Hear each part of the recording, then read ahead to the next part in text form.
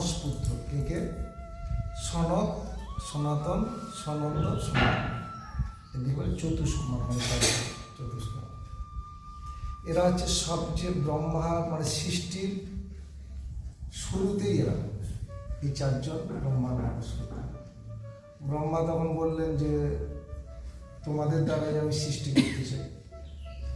তাহলে সৃষ্টি করতে গেলে বিবাহ করতে হবে। তখন এই চারজন ঋষি বলল, পিতা আমরা সংসারের মধ্যে প্রবেশ করব, দ্বার গ্রহণ করব। তখন ব্রহ্মা আবার মনকে সৃষ্টি করে সেটা করে। তো এই চতুষ্কুমার হচ্ছে সবচেয়ে সৃষ্টির আদি পুরুষ। কিন্তু এই চার কুমার ঋষি সব দিনের জন্য 8 বছরের বালকের মতোই দেখতে। আমাদের যেমন যতদিন যে বুড়ো হয়ে যায় এই বয়সে, সব দিনের জন্য ওই 8 বছরের বালক। অথচ সবচেয়ে প্রাচীন পৃথিবীতে যত মানুষ আছে, সেই চতুষ্কুমার চারজন সমস্ত লোক বিচরণ করছে, ব্রহ্মলোক, শিবলোক, সমস্ত দেবলোক, ইন্দ্রলোক বিচরণ করতে করতে করতে করতে বৈকুণ্ঠতে গেছে। বৈকুণ্ঠতে গিয়ে কেন গেছে? সেখানে লক্ষ্মী আর নারায়ণের দর্শন পাওয়া যায়। কিন্তু লক্ষ্মী নারায়ণের দর্শন পেতে গেলে 7টা দুয়ার ভেদ করে তবে লক্ষ্মী নারায়ণের দেখা পাবে, দর্শন পাবে। তো প্রথম দুয়ার, দ্বিতীয় দুয়ার, চতুর্থ দুয়ার, পঞ্চম দুয়ার, ষষ্ঠ দুয়ার পার হয়ে গেছে। আর একটা দুয়ার পার হয়ে লক্ষ্মী নারায়ণের দেখা পাবে। দেখলো সেখানে জয় বিজয় নামক দুটি দাঁড়িয়ে আছে। জয় বিজয় দাঁড়িয়ে আছে, দ্বার রক্ষক একদম ত্রিশূল নিয়ে দাঁড়িয়ে আছে, আর কাউকে প্রবেশ করতে হবে, যেমন মন্ত্রীদের কথা। তো চতুষ্কুমার বলছে, ছাড়ো পথ ছাড়ো, আমরা ভেতরে যাবো, প্রভুকে দর্শন। একে তো 8 বছরের বালকদের যেতে দেবে, কিন্তু জয় বিজয় চিনতে পারে না। বলছে না যাবে, কোথাকার যে ছেলেগুলো এসছে বলে কি প্রভুর ওখানে যাবে, আমরা দ্বার রক্ষক, যেতে দেওয়া হবে না। এইভাবে কথোপকথন হলো। তখন স্বাম চতুষ্কুমার জয় বিজয়কে বলল যে তোরা বৈকুণ্ঠের দ্বার রক্ষক বটে, লক্ষ্মী নারায়ণ, কিন্তু তোদের এখনো রজগুণ এবং তমগুণ তোদের জানে। তার মানে তোরা আমাদেরকে চিনতে পারিস। সত্যগুণ না হচ্ছে ভগবানকে 3টে গুণ, সত্য, রজ, তম। সত্যগুণের অধিকারী যারা, যারা সাধন ভজন করে, জপ করে, তারাই ভগবানকে চিনবে। তো তোরা আমাদেরকে চিনতে পারিস না, আমরা হচ্ছে ব্রহ্মার মানব সন্তান চতুষ্কুমার। তাই এই বৈকুণ্ঠের দ্বার রক্ষক হওয়ার উপযুক্ত তোরা নয়, তোদের রজগুণ তমগুণ আছে বলে অভিশাপ করলো যে 3 জন্ম তোরা মর্ত লোকে যাবে, মরলোকে যাবে, ভৌতিক লোকে, অনিত্য লোকে, মানে এই লোকে আসতে হবে, স্বর্গের দেবতা। এই কথা শুনতে শুনতে তখন নারায়ণ বেরিয়ে উঠল। কারা যেন কথা বলছে, নারায়ণ বেরিয়ে বলছে কী ব্যাপার। তখন ভগবান নারায়ণ চতুষ্কুমারকে দেখে খুব সম্মান করলেন। কত ভাগ্যবান আপনারা, ব্রাহ্মণ কুমার দর্শক আমার এই বৈকুণ্ঠেতে এসেছেন। তখন এরা 2 ভাই জয় বিজয় জানি কি, যাদেরকে আমরা প্রবেশ করতে দিইনি, আর সেখানে সম্মান প্রদর্শন করছেন আমার প্রভু। সব শুনে বললেন, শোনো জয় বিজয়, তোমরা অপরাধ করেছো, তোমরা চিনতে পারো, তাই তোমরা পদ অমর্যাদা করেছো, তোমাদেরকে উপযুক্ত শাস্তি দিয়েছে। চতুষ্কুমার এবং জয় বিজয়কে বলছে যে চিন্তার কিছু নেই। আজকে তখন বলছে আপনারা এই যে চতুষ্কুমার এই জয় বিজয়কে অভিশাপ দিয়েছেন, এটা পূর্ব পরিকল্পিত হয়েই আছে।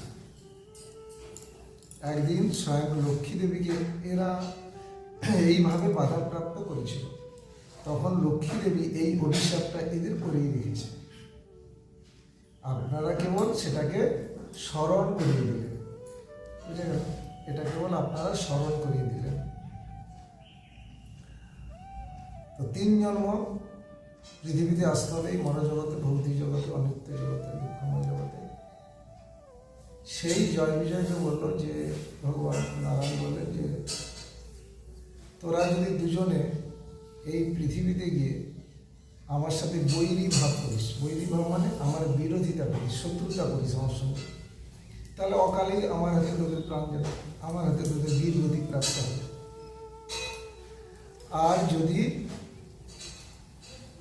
আমার সাথে মিত্রতা ভাবে থাকিস, তাহলে যতদিন তোদের বেঁচে থাকার কথা পৃথিবীতে ততদিন বেঁচে থাকবে।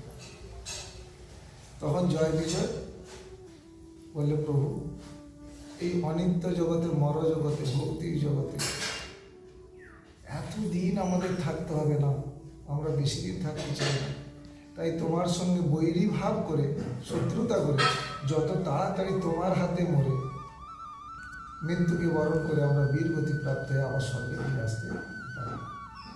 বলে তথাস্তু।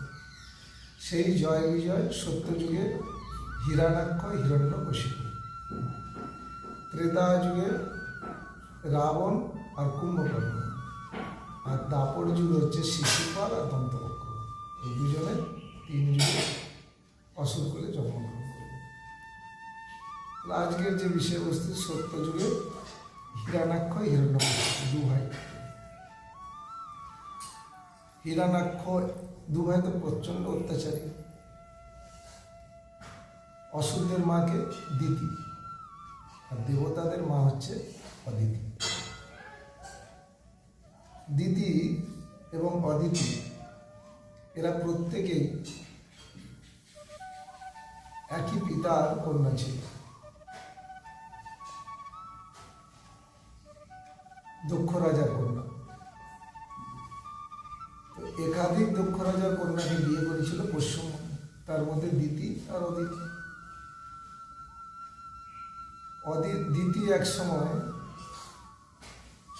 কামার্ত হয়ে সন্ধ্যাকালীন সময়ে কশ্যপ মুনির সঙ্গ প্রসাদ লাভ করার জন্য লালায়িত হয়ে গেল। কশ্যপ মুনি বলল, দিতি এটা সন্ধ্যাকালীন সময়, এখন উপাসনার সময়।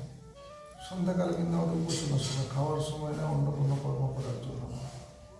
গির্জায়, মসজিদে, আমাদের মন্দিরে, যে যার ধর্মে দেখবি সন্ধ্যাবেলা যে যার উপাসনা মঠ মন্দির আশ্রমে গৃহে করে। কিন্তু দিতি এতটাই কামান্ধ, তখন অগত্যা কশ্যপ মুনি দিতির সঙ্গ দান করে। সঙ্গদান অন্তে দিদিকে বলল, দিদি তুমি অকালে, অর্থাৎ সন্ধ্যা সময়টাকে বলা হয় রাক্ষসকাল। সন্ধ্যাবেলায় খেতে দিতে নেই, কাউকে খেতেও নেই। তো তুমি এই সন্ধ্যাকালী রাক্ষসী বেলায় তুমি আমাকে বাধ্য করলে তোমার সঙ্গদান করতে, তাই তোমার গর্ভে যে সন্তান আসবে সেই সন্তান 2জন হবে দৈত্য, রাক্ষস, অসুর, এবং তাদের সেই 2জন পুত্র হবে। পুত্র দ্বারা পৃথিবীর সবাই উৎপীড়িত হয়ে থাকবে, মানে অন্যায়, অত্যাচার, ব্যভিচার। উপায় কিছু, যেমন কর্ম তেমন ফল। সেই হিরণ্যাক্ষ, হিরণ্যকশিপু যখন দিতির গর্ভ থেকে পৃথিবীর আলো দেখে, তাদের তর্জন গর্জন দেখে মাথা কাটে, তখন ভূমিকম্প হচ্ছে। এত সদ্যজাত শিশু যখন ভূমিষ্ঠ হলো, তাদের তর্জন গর্জনে এই পৃথিবীর কম্পিত হচ্ছে। সেই হিরণ্যাক্ষ, হিরণ্যকশিপু। হিরণ্যাক্ষ বলল কি, পৃথিবীকে নিয়ে রসাতলে জলের মধ্যে প্রবেশ করল। ব্রহ্মা চিন্তা করলো, আরে আরে আরে, তাদের সৃষ্টির বিনাশ হয়ে যাবে। কিন্তু ব্রহ্মা কোনো কুল কিনারা পাচ্ছে না, যে সৃষ্টি আমি রক্ষা করবো কী করে, হিরণ্যাক্ষের কাছ থেকে এই পৃথিবীকে রক্ষা করবো কী করে। তখন ব্রহ্মা খুব চিন্তিত হলেন। কার চিন্তা করছেন? স্বয়ং বিশ্বেশ্বর ভগবান বিষ্ণুর চিন্তা করছেন। এই চিন্তা করতে করতে ব্রহ্মার দক্ষিণ নাসিকা দিয়ে একটা ঠিক অঙ্গুলি পরিমাণ একটা শুকর মানে ঠিক ইঁদুর বাচ্চা যেমন টপ করে পড়ে গেল। পড়ে যাওয়ার সঙ্গে সঙ্গে সে পর্বত সমান হয়ে গেল। ব্রহ্মা দেখি এ তো কোনো সাধারণ কেউ নয়। তখন ব্রহ্মা বুঝলেন প্রভু তুমি সাক্ষাৎ বরাহ রূপে অবতীর্ণ হয়েছে। বরাহ মানে শুকর। সেই বরাহদেব জলমগ্নের মধ্যে হিরণ্যাক্ষের সাথে 1000 বৎসরকাল যুদ্ধ করেছিল। হিরণ্যাক্ষকে পরাজয় করে বধ করে এই পৃথিবীকে তখন দন্ত দ্বারা উদ্ধার করে নিয়ে গেল। তাহলে হিরণ্যাক্ষ মরে গেল। তার ভাই হিরণ্যকশিপু ভাইয়ের প্রতিশোধ নেওয়ার জন্য প্রতিজ্ঞা করল যে আমি ওই ভগবান শ্রীকৃষ্ণের কে বধ করে তার রক্তে যেদিন আমি আমার ভাইয়ের তর্পণ করতে পারবো সেদিনেই আমার ভাইয়ের আত্মার শান্তি হবে। অসত্য দুর্বুদ্ধি ভগবানের সাথে চিরশত্রু হয়ে গেল। সেই হিরণ্যাক্ষ ভগবানের সাথে চিরশত্রু হবে। সেই হিরণ্যাক্ষের গর্ভে আর প্রয়াদুর হিরণ্যাক্ষের ঔরসে প্রয়াদুর গর্ভে স্বয়ং এই প্রহ্লাদ মহারাজ হিরণ্যকশিপুর তার পুত্রকে না প্রহ্লাদ মহারাজ। আর গণ্ডগোলটা অন্য কিছু ছিল না। প্রহ্লাদ ছোট ছেলে ছিল, খুব আদরে রাজপুত্র তো রাজা হিরণ্যকশিপু। ষণ্মাণ্ড দুজন শিক্ষকের কাছে প্রহ্লাদ মহারাজকে ভর্তি করলো, পড়াশোনা করছে বলে। রাজার ছেলে তো ভাব নেই কিছু। তখন প্রহ্লাদ মহারাজকে একদিন কোলে নিয়ে ছোট্ট প্রহ্লাদকে কোলে নিয়ে হিরণ্যকশিপু বলছে বাবা তুমি কি শিখেছো বলো। প্রহ্লাদ মহারাজ সে ছোট্ট ছেলেটি কৃষ্ণ কথা বলছে, হরির কথা বলছে। ব্যাস ডাক্তার জ্বালা হচ্ছে কার? হিরণ্যকশিপু, যে আমার চিরশত্রু তার কথা তুমি বলছো। অনেক বোঝানো সোঝানো, তুই রাজপুত্র মতো কে কার কথা বলছে বোঝে না। এই চিরশত্রুতা হলো নিজের তখন পিতা হয়ে পুত্রকে বধ করার চেষ্টা করল। কখনো হাতে পায়ে বেঁধে রাস্তার মধ্যে ফেলে দিয়ে একটা প্রকাণ্ড হস্তিকে তার উপর দিয়ে চলে দিল। চালানো তো দূরে কথা, হাতি দিয়ে দিয়ে শুধু পাটা চাপিয়ে দেয় একটা মাছ ঘুরি ঘুরি সব বেরিয়ে যায়। কিন্তু ভগবান তখন প্রহ্লাদ মহারাজ স্মরণে শ্রেষ্ঠ, তখন হরিকে স্মরণ করছে। তখন সেই প্রকাণ্ড হস্তির ভারটাকে হরণ করে নিল, যেন একটা খেলনা সোলার থার্মাকলের জন্য হাত দিছে চলে গেল, মরবে কিছু। তারপরে পাহাড়ের উচ্চ শিখর থেকে সাগরের মধ্যে ফেলে দিল। স্বয়ং ভগবান যেমন মা তার ছেলেকে কোলে নেয় ঠিক করে দিল, তাতেও মরল না। তখন কি করলো না, একটা বিশাল খাঁচার মধ্যে যত বিষকালকে উঠে সর্পকে ভরে দিল, সমস্ত সাপগুলো হাতে পায়ে বেঁধে সেই খাঁচার মধ্যে বন্দি করে দিল। সাপগুলো চটাচ্ছে, মেয়েটা হিসাব চলে দিলে মানুষ মরে যাচ্ছে। কিন্তু ভগবান বললেন কি, সমস্ত সর্পের বিষগুলোকে হরণ করে দিল। যখন এরকম করতেছে বরং প্রহ্লাদের আরো আগে যাচ্ছে। তারপরে মরল না। তখন সমস্ত রকম মন্ত্রীদেরকে বললো যে মাটি খুলো, গভীর গর্ত খুলে তার মধ্যে ফেলে দিল, দিয়ে মাটি দিল আর বাঁচল। এবার মরল। সেখানে ভগবান শ্রীকৃষ্ণ দিব্যি কোলে নিয়ে বসে আছে। হলো না, মরল না। তখন কি করলো, একটা বিরাট কড়াই, কড়াই মানে কড়া, তাতে তেল দিয়ে টম্পক টম্পক করে ফুটছে। প্রহ্লাদের হাতে পায়ে বেঁধে সে কড়ার মধ্যে ছেড়ে দিল, ভাজা হয়ে যাবে, মাছ ভাজা হবে। ভগবান শ্রীকৃষ্ণ করলো সে তাপটা হরণ করে নিল। জল তাপ না থাকলে কি হবে, তেল ফুটছে সব হচ্ছে, তাপ হরণ করে নিয়েছে, তাতেও হলো না। তখন করলো কি না, চারিধারে অগ্নি মাঝখানে বসিয়ে দিয়ে চারিধারে অগ্নি প্রজ্বলিত করে দিল। দাউ দাউ করে অগ্নি জ্বলে। ওরা হোলিকাকে দিয়ে করেছিল, নিজের বোনকে দিয়ে। কারণ হোলিকা ব্রহ্মার কাছে বরপ্রাপ্ত হয়েছিল, একটা চাদর পেয়েছিল, যে চাদরটা গায়ে থাকলে ওই হোলিকা ওকে হচ্ছে আগুনে পোড়াতে পারবে না। এটা বরপ্রাপ্ত ব্রহ্মাই দিয়েছিল। তাই শেষকালে হিরণ্যকশিপু জানলো যে আমার বোনটা আছে হোলিকা, ও তো আগুনে পড়বে না। তখন হোলিকাকে বললো, হোলিকা তোর এই সাদের ভাইপোকে তুই কোলে নিয়ে আর তুই বস, চারিধারে আমি আগুন জ্বালিয়ে দেবো, তুই তো মরবি না, তুই তো বরপ্রাপ্ত হয়েছিস, ব্যাস ও মরে যাবে, তুই কিন্তু ছাড়বি না, ধরে রাখবি। এই হলো, আগুন জ্বললো, নির্বাপিত হয়ে গেল।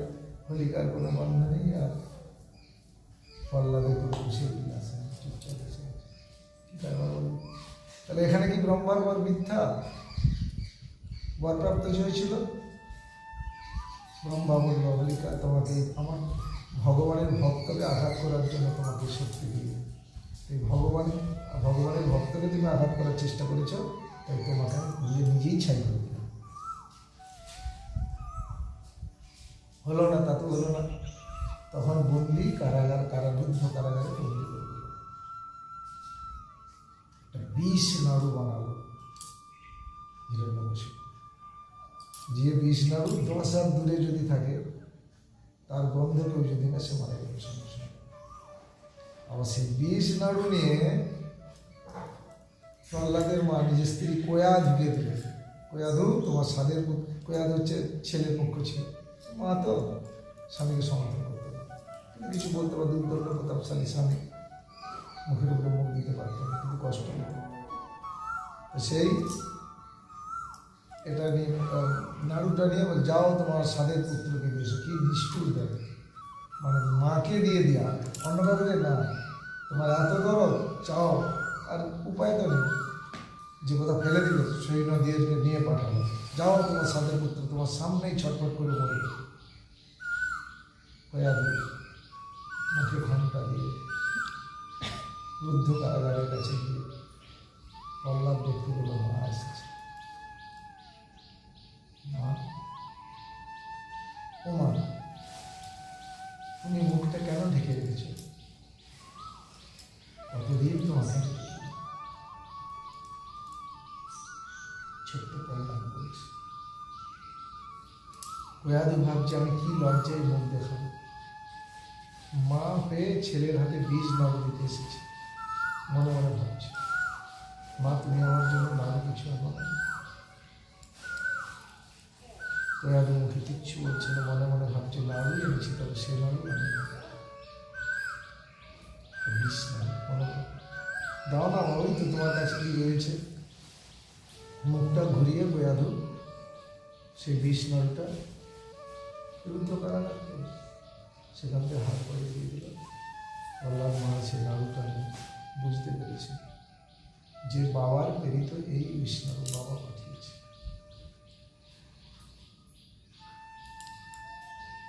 মা তুমি কোনো চিন্তা করো না, আমার ঘড়ি আছে। ঝটঝট করে বিড়াল কাঁদছে, মুখটা ঢেকে রেখে কাঁদছে। প্রহ্লাদ মহারাজ বুঝতে পারছে, মা তুমি কেঁদো না,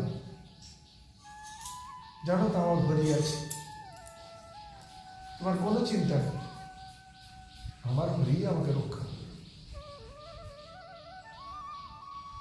সেই তীব্র বিষ নাড়ুটা নিয়ে তখন প্রহ্লাদ মহারাজ বলছে, হরি, ভগবানকে হরি বলে সম্মান। আমি তো তোমাকে কোনোদিন কোনো কিছু না দিয়ে খাই, নিবেদন না করে খাই, কিন্তু এটা তো বিষ নাড়ু, এটা কি তোমাকে দেওয়া যায়? কিন্তু আমি তো তোমাকে না দিয়েও খেতে পারি না, আমি মারা যাবার জন্য, কিন্তু তোমাকে আমি না দিয়ে তো কোনোদিন কোনো কিছু খাই না, তাই আমি বিষ নাড়ু তোমাকে মনে মনে নিবেদন করি। ভগবান শ্রীকৃষ্ণচন্দ্র আর হরি বিষ নাড়ুর বিষটাকে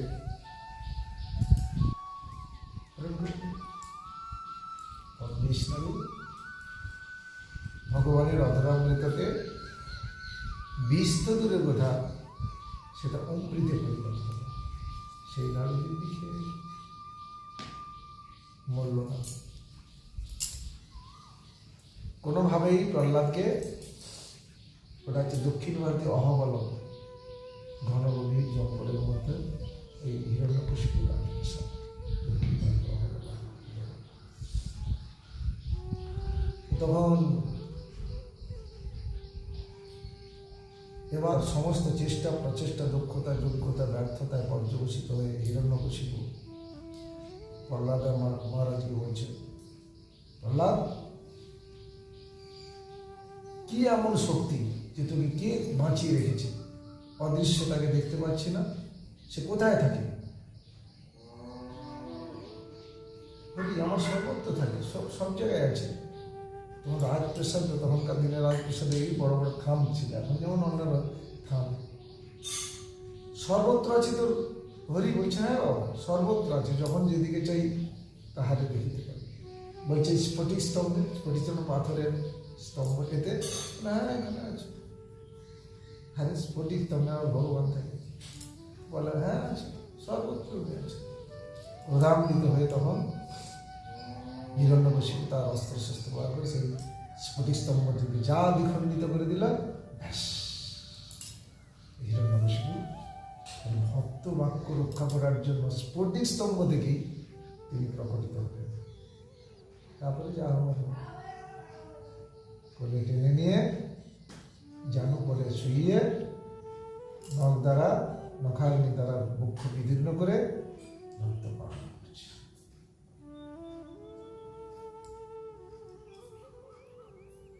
পৃথিবীর তখন টলছে, ভূমিকম্প হচ্ছে। ব্রহ্মাদি দেবতা বলে, একই পৃথিবী তো ধ্বংস হয়ে যাবে, কেউ এগোতে পারছে না। দেখলো স্বয়ং ভগবান হিরণ্যকশিপুর মূর্তি ধারণ করে, এই নরসিংহর মূর্তি ধারণ করে বিভৎস মরছে, কাউকে চিনতে পারছে না, কাউকে সে চিনছে না, বিভৎস মূর্তি। ব্রহ্মাদি দেবতাগণ কেউ এগোতে পারছে না, বহু দূর থেকে সব দর্শক, কেউ এগোতে পারছে না। ছোট্ট প্রহ্লাদ, ভক্ত প্রহ্লাদ, ছোট তো বয়স, সে দিব্যি দাঁড়িয়েছে, তার ভয় বুঝেনি বলে দেখি। ব্রহ্মাদি দেবতা তখন ভয়ে কাঁপতেছে, এগোতে পারছে না। ও একটা চুপচাপ দিয়েছে, ভয়ও নেই, কোনো ভীতি নেই। হিরণ্যকশিপু দেখল, নরসিংহদেব দেখল, আহা, এরা সব তো ভয় অস্থির, তাহলে আমার প্রহ্লাদকে ভয় পেতে পারে। তখন বাবার তো বধ হয়ে গেছে, তখন প্রহ্লাদ মহারাজকে কোলে নিয়ে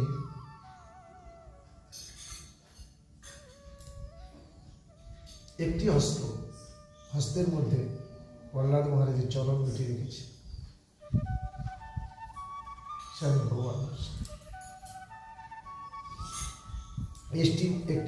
একটি হস্ত প্রহ্লাদ মহারাজের মাথায় রেখেছে, রেখে জিহ্বার দ্বারা প্রহ্লাদ মহারাজের গাত্র লেহন করছে, ঠিক যেমন গাভী মাতা বাছুরের গাত্র লেহন করে আদর করে, ওদের তো হাত আদর করছে। কেন? না, তার ভক্ত না ভয় পায়। কিন্তু ব্রহ্মাদি দেবতা দেখুন, তারা যে ভয় কাঁপতে, ওদিকে লক্ষ্য নেই। তাই ভক্তাধীন ভগবান বলছে, এই গুপ্ত ভাব সিন্ধু ব্রহ্মা না পায় এক বিন্দু, হেন ধন বিলাইল সংসার। কোথাও লেখা নাই যে দেবতাধীন ভগবান, দেবতাদের অধীনে ভগবান, ভক্তের অধীনে ভগবান। রাজা অম্বরীশের কাছে দুর্বাসা যা হয়েছিল, অতি সে তো একবার লেজে বলে হয়ে গেছে। তাহলে কখন বধ হলো? গোধূলি লগ্নে, 9 রাত্রি 9 দিন। কোথায় হলো? কোথায় বধ করছিল? সেই জন্য চৌকাটে বসতে নেই। এই চৌকাটে দেখি নর্মাল মোছামুছি করে চৌকাটে, এই জন্য এখানে বসেছিলেন জানুপুরি রেখে, এখানে বসে জানুপুরি রেখে নৌকাগ্নি করা। কেন না, ব্রহ্মার কাছে গভীর তপস্যা করে ব্রহ্মার কাছে ব্রহ্মা তখন এলো, কি ব্যাপার, তুমি এত তপস্যা, বড় তপস্যা করছো, কি চাও? না, আমি অমর